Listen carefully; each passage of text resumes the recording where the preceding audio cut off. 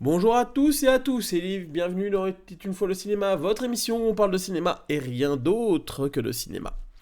Et un peu de série, mais ça viendra plus tard, parce qu'on a pas mal de petites séries sympas qui sortent en ce moment, et il y a des choses à traiter.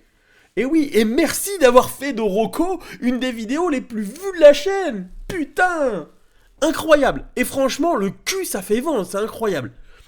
Et franchement, c'est... Heureusement qu'il n'y a pas des chaînes qui parlent d'émissions de porno, il y en a, mais clairement, elle marcherait. Mais c'est vu que YouTube censure tout, c'est compliqué, à un moment, faut pas se rôder.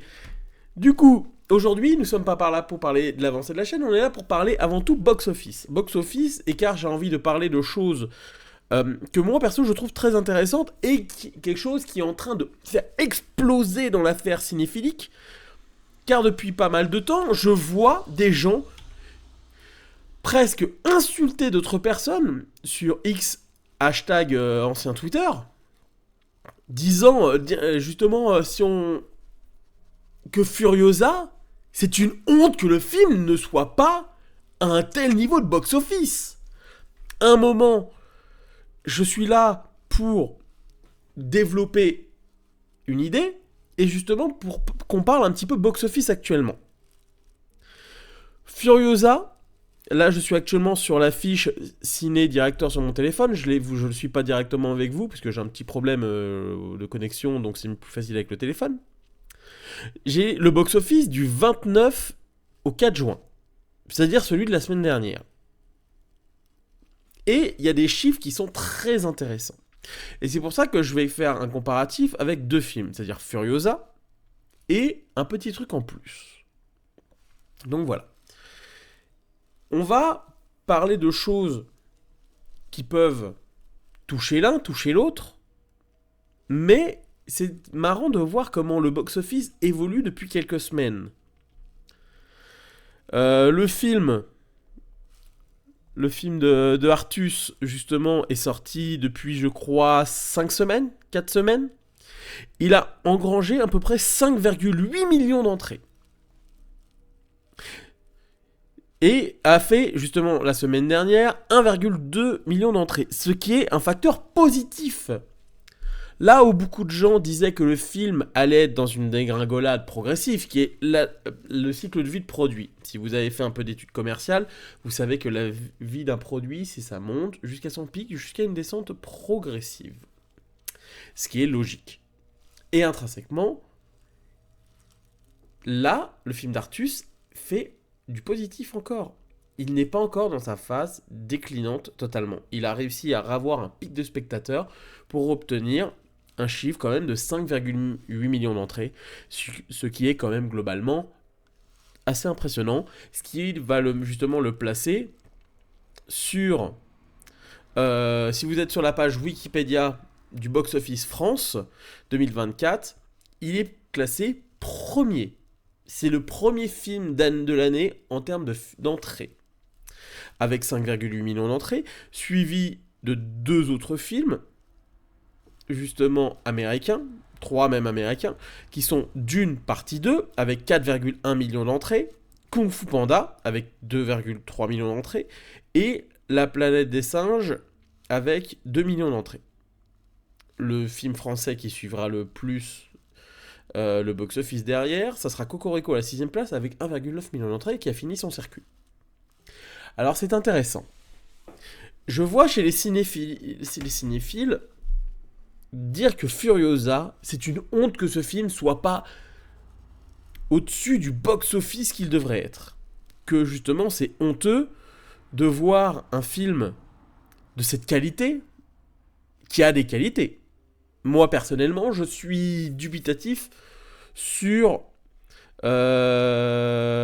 tout, sur les qualités intrinsèques. Allez voir ma critique, où j'en parle avec mon avis strictement personnel, mon avis et ma façon de voir le film, et vous avez tout à fait le droit de ne pas être d'accord avec moi. Mais soyez respectueux de mon avis strictement personnel, pour la simple et bonne raison que nous avons tous des avis différents. Et qu'à un moment, le cinéma, c'est quoi? C'est la capacité justement de débattre en adulte.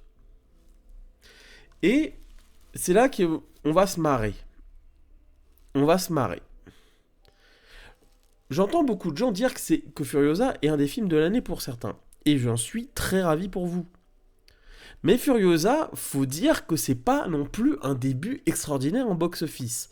Le film a engendré, à l'heure actuelle, sur sa 2e semaine d'exploitation, 60 000, soit 605 000 spectateurs. Il a fait, sur la semaine dernière, 246 000 entrées. Moins 31%. C'est-à-dire que le film est déjà dans sa phase déclinante. Alors, s'il arrive à avoir avec un bouche à oreille efficace, il peut peut-être frôler le million. Mais il n'engendrera pas non plus un succès intrinsèque. Ça ne sera pas un succès critique et populaire. Et à un moment, faut pas se leurrer, ce film qui est Mad Max Fury Road n'a pas été un succès total, justement.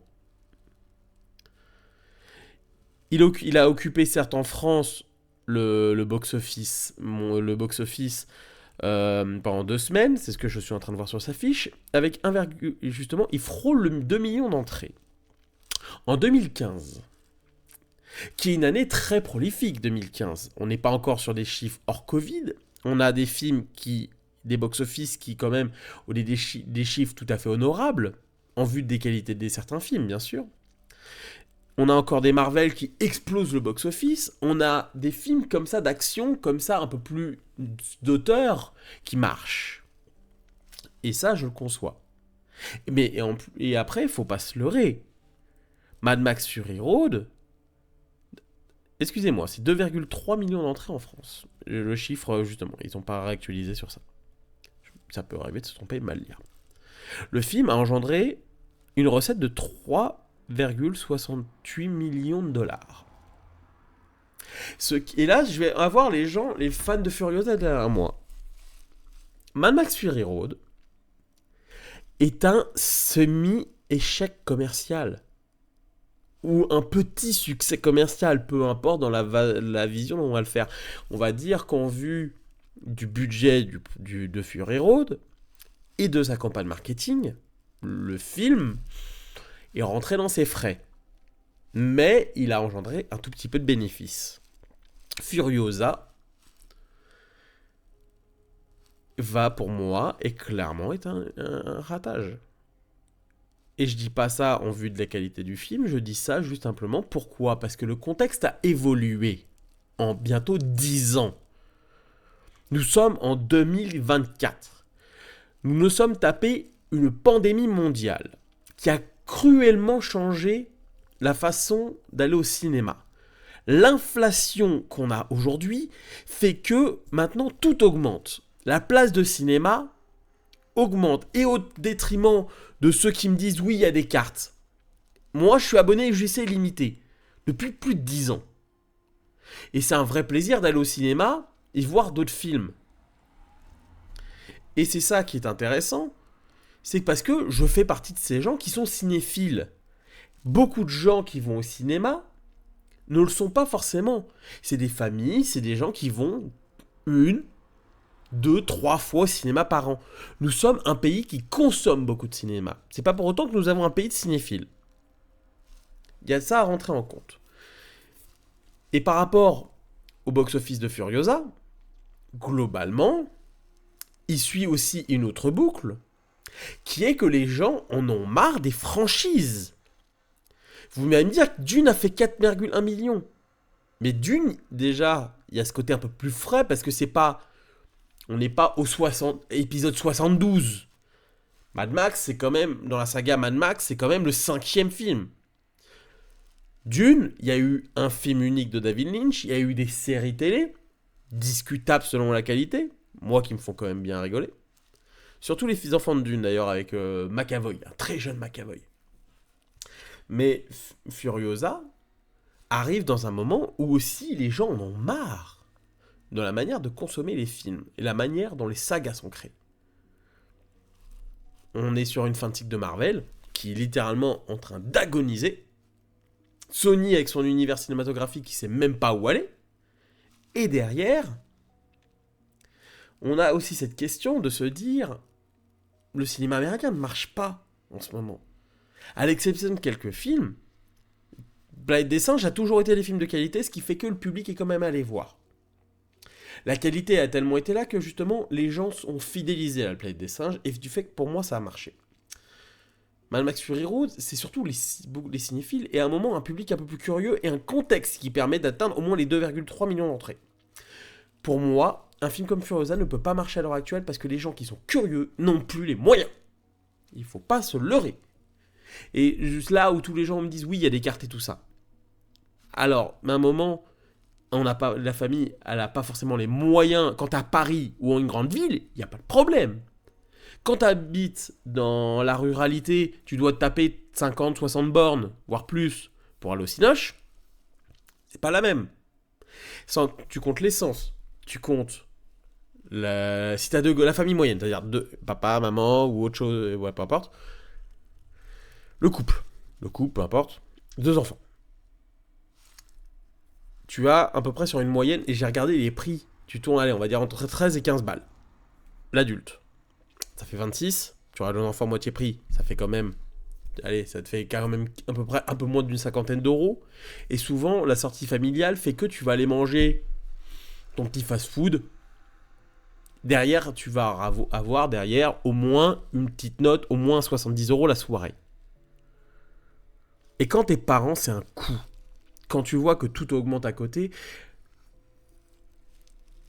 Furiosa n'est absolument pas dans un monde propice à l'heure actuelle. Alors, je parle pas de la qualité du film. Moi, perso, j'ai mon avis. Vous avez le vôtre, et ça se discute pas. J'essaie d'expliquer, justement, un contexte où ce film n'est pas propice à ce film. Et peut-être les gens ont envie d'optimisme, ont envie d'une douceur à l'heure actuelle. C'est pour ça qu'un petit truc en plus, pour moi, à l'heure actuelle, film que je suis allé voir avant-hier, avec un ami, on voulait le voir. Déjà par curiosité, on pensait voir vraiment un truc pas bien. Et au final, on a vu un film respectable, très sympathique, où on a passé un bon moment, on a bien rigolé, et franchement, petite douceur, elle passe bien, l'humour grave le passe, les personnages sont attachants, tu vas dans les montagnes, donc t'as ce moment, t'as ce lieu de respiration, justement, de sortir de ce microcosme un petit peu du cinéma français parisien. Faut pas se leurrer. Et j'y prends énormément de plaisir à ce film. C'est pas le film de l'année, je conçois, mais c'est un film qui, franchement, j'ai pris du plaisir à le voir. Et ça, c'est cool. Ça fait du bien de voir un film qui te permet de te détendre, de te vider la tête et de voir autre chose. Et c'est plaisant. Et c'est pour ça que le film marche. Parce que je pense que les spectateurs, ils ont envie actuellement aussi de voir, en vue de l'état du monde, quelque chose qui va leur permettre de se vider la tête, de voir justement un monde ou un coin du pays qui les fera rêvasser. Et c'est pour ça que pour les films qui font voyager marchent globalement. Et je parle des vrais films qui font voyager, avec optimisme. Par exemple, c'est tout bête, comparaison un petit peu abracadabrantesque. En ce moment, je suis en train de me faire une trilogie. Je vais vous dire laquelle. C'est la saga Very Bad Trip. Alors, il me dit, mais alors, Very Bad Trip, moi, c'est une trilogie qui me fait hurler de rire. Je me marre comme pas possible. Et aussi, parce qu'au moins, ça me fait voyager. Vegas, dans le premier, ça me fait, voilà. Le troisième est un peu moins bien sur ça. Mais perso, j'adore le 2 à Bangkok. Franchement, ça donne envie. Bon, on parle surtout, parce qu'on te montre un peu le côté un peu foulu. Mais au moins, c'est de l'exotisme, et ça te fait rire. Artus, ça te fait bouger dans les coins de France, et ça te montre justement des gens qui s'impliquent dans leur boulot et tout ça. Alors certes, pour certains qui savent comment ça se passe au niveau des handicapés dans le pays, c'est beaucoup plus compliqué que ça. Mais au moins c'est positif. Ça fait du bien au cœur. Et les gens, au moins, en payant cet argent, que ce soit avec ta nana ou pour les enfants et tout ça, c'est un film qui passe relativement bien. Alors envoyez vos gosses là-bas, parce qu'il y a pas mal de gros mots, hein, donc quand même, voilà. C'est un truc qui peut un peu étonner. Mais personnellement, il y a un certain plaisir. Il y a un certain plaisir à voir ce film. Et pour moi, c'est pas démériter le succès qu'il a. Il va peut-être frôler les 10 millions d'entrées. Furiosa, s'il arrive à atteindre les 1,5 million grand max, si on pousse, mais les cinéphiles ne voyaient pas ça comme une défaite. Voyez ça comme aussi un moment qu'il faut se re-questionner sur ce qu'on a envie de voir au cinéma aussi à l'heure actuelle. Je dis pas que Furiosa n'est pas un mauvais film. Je dis que pour moi c'est raté sur beaucoup de choses. Le film présente un univers qui est certes très défaitiste, qui montre beaucoup de thématiques, de l'espoir aussi d'une certaine façon. Mais ce n'est pas un film aussi des fois dans l'instant T qu'on a forcément envie de voir. Pourquoi ? Parce que le cinéma, des fois, ça doit faire rêver un minimum. Et dans un monde où 2015, la situation du monde n'était pas toute rose, certes, on sortait d'événements tragiques à l'époque. Mais on acceptait encore des choses. En une décennie, le monde a cruellement changé, et la vision aussi. Et le cinéma évolue aussi encore. Les sagas, juste, si vous savez un peu comment fonctionne le cinéma français, une question que je me pose, comment on va tenir ? Parce que, en termes de financement, les gens vont moins en salle. Alors qu'on produit plus de films. Les films américains ne marchent plus autant. Donc ça fera toujours moins d'argent pour produire de futurs projets. C'est une question qui va se poser. Là, le Comte de Monte Cristo va sortir bientôt. À voir comment ça va être réceptionné par le public, la critique. C'est des questions qu'on se posera plus tard. Mais en tout cas, j'ai posé des questions sur ça en termes d'entrée et des questionnements que moi j'avais.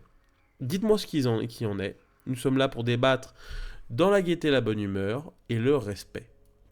C'est toujours important de débattre dans le respect car les choses sont dures en ce moment. Et c'est quand même plus sympa de faire passer les choses avec le sourire, la gaieté, la bonne humeur. Et qu'on surmonte les choses ensemble. Je vous dis merci pour avoir vu cette vidéo. C'est toujours sympa de débattre un petit peu. Et on se retrouve prochainement pour une prochaine vidéo. Tchuss.